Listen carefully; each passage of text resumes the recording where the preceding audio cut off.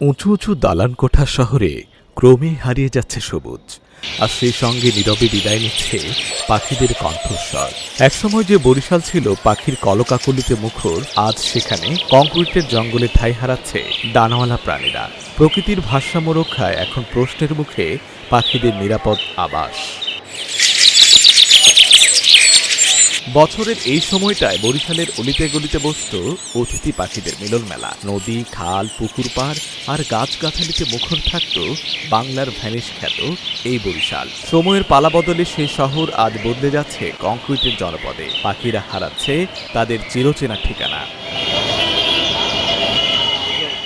প্রতিদিন বরিশাল নগরীর অলিতে গলিতে গড়ে উঠছে নতুন নতুন বহুতল ভবন। আবাসস্থল নির্মাণ ও উন্নয়নের নামে নির্বিচারে কাটা পড়ছে গাছ।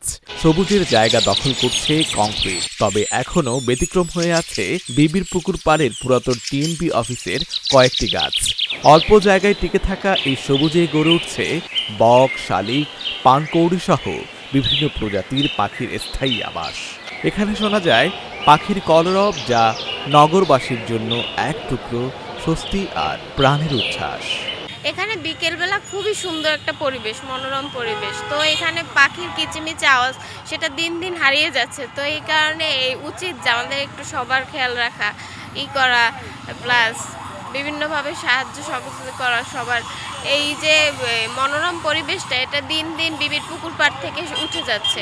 বরিশাল বিবির পুকুর পাড় এলাকা, এখানে প্রতিদিন বিকেলে অসংখ্য পাখি, বিশেষ করে বক বা অন্যান্য পাখি এসে এখানে কিচিরমিচির করে এবং এই নগরের সৌন্দর্য অনেকখানি বাড়িয়ে দেয়।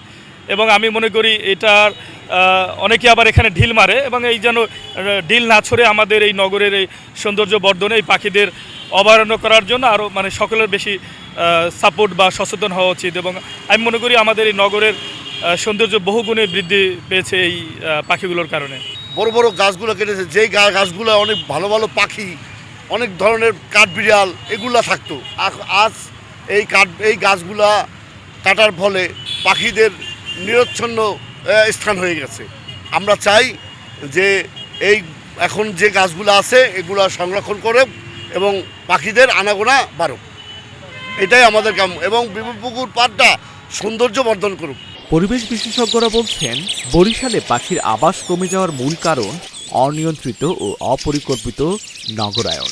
আমরা দেখেছি যে বরিশালে বিবির পুকুর পাড়, এটি একটি প্রচুর পাখি এখানে আসে এবং এটাকে নিরাপদ মনে করে, এবং সব মিলে এটি প্রাকৃতিক দৃশ্য ফুটে ওঠে। পাখিরা নিরাপদ যে জায়গাটা মনে করে সেটি কিন্তু মানুষের কাছে একটা অপূর্ব দৃশ্যে পরিণত হয়। আমার মনে হয় যে এই পরিবেশটি এখানে বজায় থাকা জরুরি, কারণ এখানে দেশীয় পাখি ছাড়া অনেক পরিযায়ী পাখি কিন্তু আসে। পরিযায়ী পাখিদের বিচরণের স্থল কিন্তু আমাদের যে কোনোভাবেই হোক সেটাকে সংরক্ষণ করতে হবে এবং সেটাকে রাখতে হবে।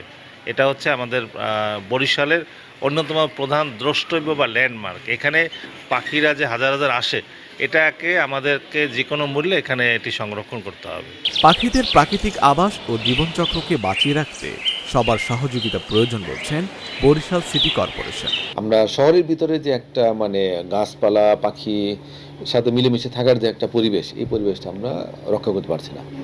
এর জন্য আসলে ব্যক্তি কেন্দ্রিক, আপনার মতো যদি সবাই নিজ উদ্যোগে আগে আসে তাহলে হলো সবচেয়ে ভালো হয়। যে না, আমরা নিজেরা নিজেদের প্রয়োজনেই এই গাছপালা এবং পাখি, পশু পাখি, এগুলো সবগুলো আমাদের নিজেদের বাঁচায় রাখতে হবে। নগর পরিকল্পনার মানদণ্ড অনুযায়ী একটি আদর্শ শহরে কমপক্ষে 25% সবুজ এলাকা থাকা প্রয়োজন, কিন্তু বাস্তবতায় সেই সবুজ কমতেই থাকছে। এখনই পদক্ষেপ না নিলে কালের বিবর্তনে হারিয়ে যেতে পারে এই অপরূপ সৃষ্টি। Desk report, Dhaka journal.